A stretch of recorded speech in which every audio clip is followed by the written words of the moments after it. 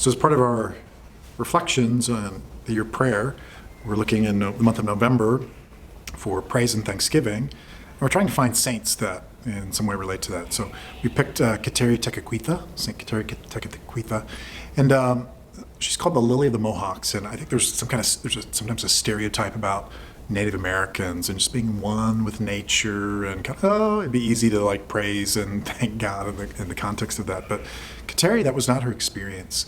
Her father was Mohawk, her mother was Algonquin, and so she was mixed blood, and she was suspect by kind of both tribes, not really accepted by either tribe. There was a smallpox epidemic that came through when she was 4, and all her family died. During that time, she was marked, she had the pox marks on her face, and so again, it was a kind of a source of shame.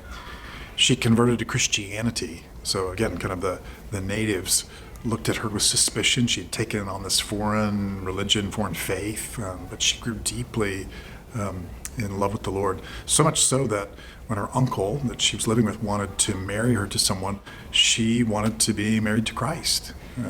And so, again, when you look at kind of her lived experience, she was not really accepted by her own people. But in the midst of this, the result was, she came to know Christ profoundly. In fact, so she, being mixed blood, she came to recognize that kind of the dignity that goes beyond just the labels of kind of what your ethnicity is, and she came to know that from the Lord. Being a convert, she didn't take her faith for granted. It was always a source. She was so grateful that she came to know Christ, and because she knew Him so intimately, the Lord revealed to her a deep beauty within, and being unmarried and kind of suspect, again, kind of the focus that she had, it really permitted her from this deep place of intimate union to know how she was loved by God. And so it naturally led her to praise and to thank God. So I think she's a great example.